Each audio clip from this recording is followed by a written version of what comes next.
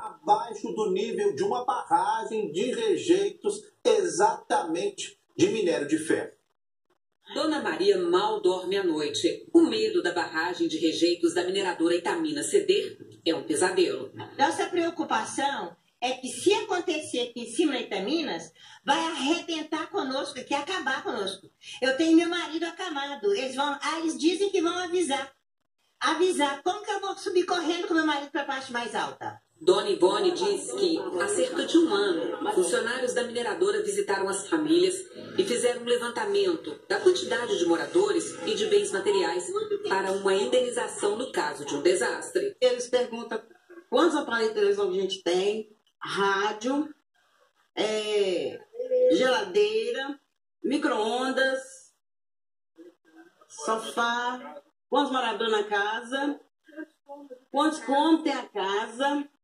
Pergunta tudo. Para que esse levantamento? Eu perguntei para que serve isso. Aí eles falaram assim, é para, se caso acontecer da barragem romper, para eles depois indenizar. Mas, ao mesmo tempo, não houve nenhum treinamento de desocupação e nem informação sobre a situação atual da barragem por parte da mineradora. Eles me ligaram depois de uns 6 meses, perguntando se eu queria ser voluntária se caso a barragem rompesse. Aí eu perguntei, como que é? Aí ele falou assim, você sai correndo avisando as pessoas. O marido da Karina trabalha como caminhoneiro para uma empresa terceirizada e confirma o boato de trincas na barragem. Tem informação que qualquer momento pode acontecer. Ele, inclusive, o último trabalho dele de 12 horas, ele estava trabalhando próximo da barragem, diz ele lá que é muito perigoso, tem muita lama e está transbordando praticamente. Muita coisa, muito rejeito lá em cima. Os moradores disseram que toda noite fazem revezamento para dormir. Um fica vigiando para o caso da barragem ceder, dar o alarme e todos tentarem se salvar. A preocupação é porque o cenário geográfico é parecido com os outros desastres. A mineradora fica lá em cima, enquanto a cidade, com mais de 30 mil habitantes, no vale, bem abaixo. A comunidade quer que a barragem seja fiscalizada e pede ainda um laudo que comprove a estabilidade dela. Eu queria pedir encarecidamente aos governantes, ao Ministério Público, às pessoas competentes nessa área, principalmente o meio ambiente, que olhe por nós. A Defesa Civil, nós não temos conhecimento disso, mas de imediato nós iremos adotar providências para verificar se realmente isso existe, se existe uma informação dessa, até para preservar aquela população de Sazedo. Vários acidentes como o de Brumadinho foram registrados nos últimos anos em Minas. Em 2001, 5 pessoas morreram depois do rompimento de uma barragem em Macacos, distrito de Nova Lima, na região metropolitana. O desastre ambiental atingiu 43 hectares de mata e assoreou 10 quilômetros do córrego que corta o distrito. A lama destruiu o principal acesso à região. Em 2003, a barragem da indústria Cataguases de Papel se rompeu e lançou lama e soda cáustica no leito do rio Pomba. A devastação ambiental foi enorme. Vários animais morreram e a contaminação do solo destruiu plantações. 600 mil pessoas tiveram o abastecimento de água interrompido por dias. Em 2007, a catástrofe foi na zona da mata, nas cidades de Miraí e Muriaé. 2 milhões de metros cúbicos de lama e resíduos caíram em rios da região. A mistura de água e barro chegou a 1,5 metro de altura. A lama invadiu as casas. Móveis e eletrodomésticos foram destruídos. Muitas pessoas ficaram doentes por causa da água suja. E em 2014, 4 funcionários da mineradora Herculano, em Itabirito, morreram depois que a barragem de rejeito cedeu. O acidente também soterrou carros, caminhões e máquinas. Na época, a polícia informou que a mineradora já havia sido autuada anteriormente por não ter um programa de gerenciamento de riscos. Um ano depois, foi a vez do maior desastre ambiental da história do país. O rompimento da barragem de Fundão, em Mariana, gerou vazamento de mais de 40 milhões de metros cúbicos de rejeitos, matou 19 pessoas e destruiu comunidades inteiras.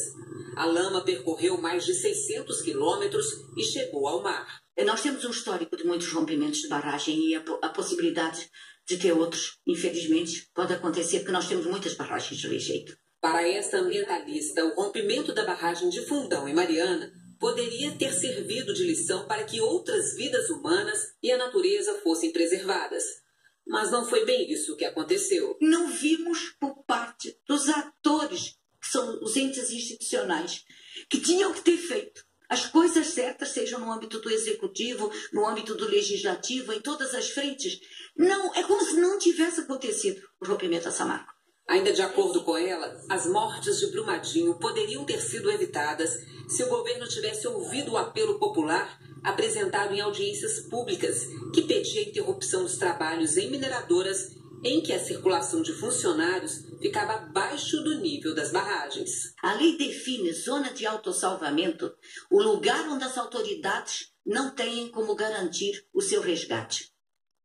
Então, desde aquela época de Fundão, a gente demandou que parassem as operações em todas as barragens que tivessem pessoas na zona de autossalvamento, antes que se tomasse uma decisão.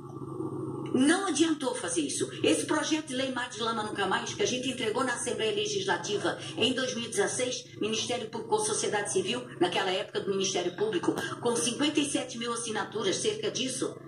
Sabe o que a Assembleia fez? Os deputados da Comissão Extraordinária de Barragens, que sabiam que a gente ia entregar formalmente no dia 5, se não me engano, de julho, eles, na véspera, entregaram um projeto de lei deles para que o nosso fosse um apêndice. E todo o tempo nunca se transformou em lei. Um dos pontos que o setor minerário, junto com os deputados, não aprovavam o nosso texto é que não queriam que ficasse na lei. Futuras barragens de rejeito não podem ter pessoas na zona de autossalvamento. Não há mais como tratar essa questão, pondo sirenes ou qualquer outra coisa. Tem que se parar imediatamente a operação de barragens que têm pessoas na zona de autossalvamento. Tem que se colocar todas elas numa auditoria independente para verificar realmente como é que estão. E tem que se tratar essa coisa realmente com devido respeito, que é o que as nossas autoridades de todas as instâncias não fizeram até hoje. Para quem acompanha a degradação ambiental do Estado há muitos anos, assistir mais um rompimento de barragem é revoltante. Tem muitas pessoas já impactadas pela mineração em Minas Gerais, nos complexos minerários. Tem muitas pessoas em pânico, não é só por causa das barragens, por toda a perda. Tem muita violência institucional, violência na implantação. As pessoas acabam tendo que sair dos lugares. É tão forte essa violência da mineração que a gente já conhece há tantos anos e agora está vivenciando essa perda de vidas soterradas sem nem ter tempo de saber o que está acontecendo, e perdas de rios com consequências graves no abastecimento público, porque nós sabemos que cada vez vamos ter menos água. Nós estamos numa situação catastrófica. Não foi um acidente, foi uma empresa que escolheu e assumiu o risco e só pensando em produzir. A Maria Tereza Corujo, nós temos que ouvi-la sempre. Esteve aqui na segunda-feira, no dia, né, do rompimento também, na sexta-feira, depois deu entrevista para nós. Esteve aqui no estúdio. Ela que é uma lutadora para tentar evitar que novos acidentes, não, novos crimes ocorram. Né? Desde Mariana que ela está com essa camisa, Mar de Lama Nunca Mais, tentou aprovar na Assembleia uma lei para, né, piorar, né, para melhorar, na verdade, a fiscalização nas barragens. Ela foi a única que votou contra a licença ambiental do complexo do córrego de Fundão. Foi voto vencido e tá aí tudo que aconteceu. Para que a gente possa dar resposta para os moradores de Sarzeto que merecem, por meio de telefone, a Itaminas informou que entende a preocupação dos moradores de Sarzeto, mas garantiu que nos dias 20 e 29 desse mês, a barragem foi fiscalizada pelo Corpo de Bombeiros, Defesa Civil Estadual e Municipal, Polícia Ambiental e Secretaria de Estado do Meio Ambiente. Pelas vistorias, a estrutura não apresenta risco de rompimento.